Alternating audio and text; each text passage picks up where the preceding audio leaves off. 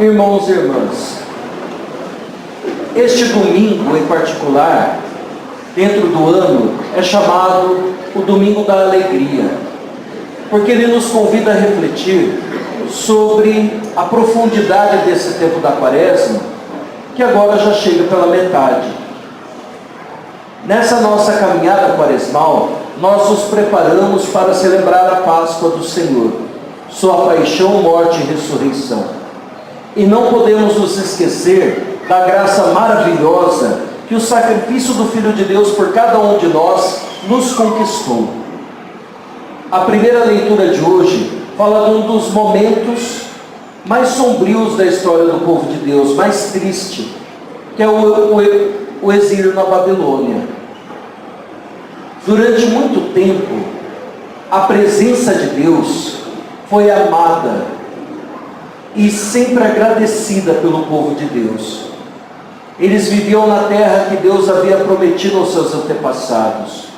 Lá estava Jerusalém, a cidade santa, onde ficava o templo de Deus, que eles entendiam como sendo a presença de Deus na terra. Mas, com o passar do tempo, eles permitem que os seus corações vão se endurecendo e se afastando da aliança. Embora Deus tenha enviado numerosos profetas, seus servos, para corrigir o povo, para reconduzi-lo, o povo tinha um coração tão endurecido que ria dos profetas. E assim foi, até que eles colhem o fruto do pecado. A dura experiência do exílio, uma guerra perdida. Eles são removidos da terra dos seus antepassados e levados para a Babilônia, junto dos grandes rios. Lá viviam como servos, como pessoas constantemente humilhadas. Mas o pior de tudo era a consciência de que o templo de Deus havia sido destruído. Para eles, viver sem o templo significava viver sem a presença de Deus. O preço do pecado é a sensação que nós experimentamos da ausência de Deus e a dor que isso causa em nós. Esse salmo tão bonito, Salmo 136, canta esta tristeza. Às margens do rio da Babilônia, chorávamos com saudades de Sião. Lá, os nossos captores pediam alegria na tristeza.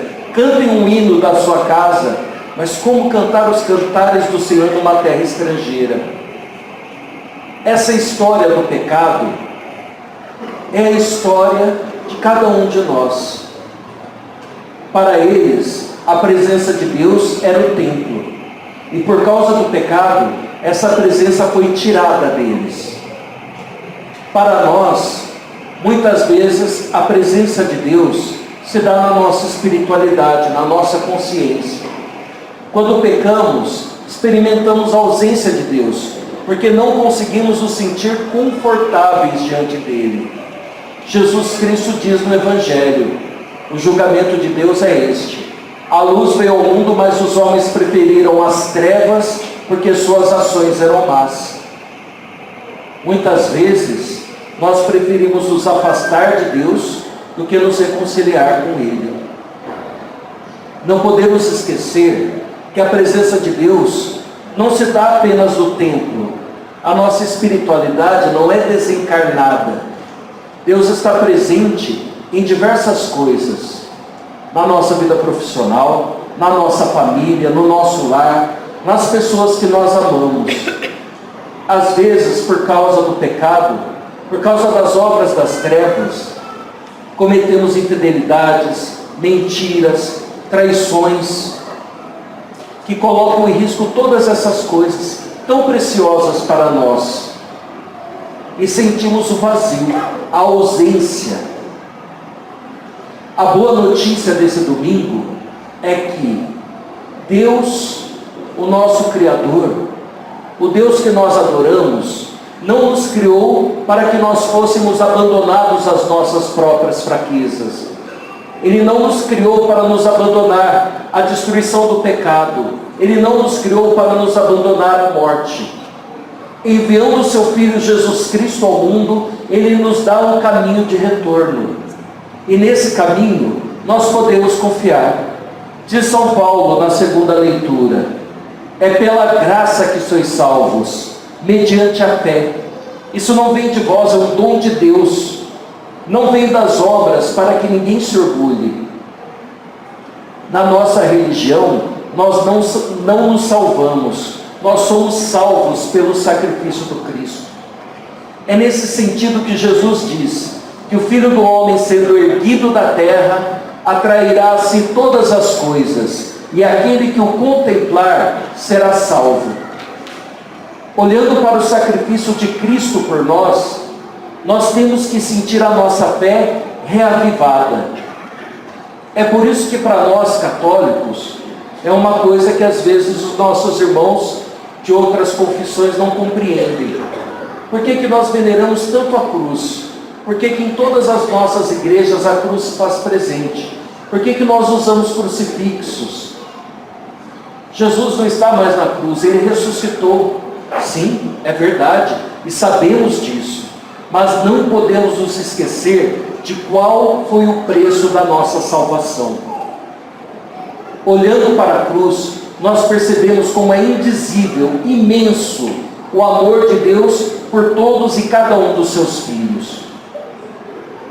Olhando para a cruz, nós pensamos: quem vai nos afastar do amor de Deus, se o próprio Filho dele entregou a vida na cruz para nos salvar? Quem poderá nos acusar diante de Deus, se foi o próprio sangue de Jesus Cristo que nos tornou justos? A cruz é para nós como a porta do reino dos céus. É para lá que nós olhamos quando nos perdemos. É para lá que nós dirigimos o nosso olhar quando sentimos que fraquejamos no caminho. É aos pés da cruz que nós choramos os nossos pecados. Sabemos que o Senhor está vivo, mas foi na cruz que Ele nos deu a sua maior prova de amor. Que a cruz santa seja para nós um símbolo de que a nossa caminhada quaresmal, a nossa penitência, a nossa luta contra o pecado, a prática da caridade, não terminam na Sexta-feira Santa. De fato, Deus venceu a morte por nós, e é nessa vitória que nós lavamos os nossos pecados. Que Deus Todo-Poderoso nos conceda compreender, ao contemplarmos a cruz de Cristo, que Deus enviou seu Filho ao mundo, não para julgar o mundo, mas para que o mundo seja salvo por Ele. Não para condenar, mas para salvar. Que esse amor de Deus nos ilumine, e nos incentive na busca da caridade, e nos ajude a evitar tudo aquilo que seja ocasião de pecado. Que nós saibamos honrar tudo aquilo que Deus nos dá, a criação, a nossa vida, a nossa saúde, a nossa família, o nosso trabalho, como dom e sinal do amor dele. Que a cruz de Cristo nos manifeste a sua misericórdia e o seu amor nessa caminhada quaresmal, para que nos reconciliando com Ele, possamos glorificá-lo em sua ressurreição. Louvado seja o nosso Senhor Jesus Cristo.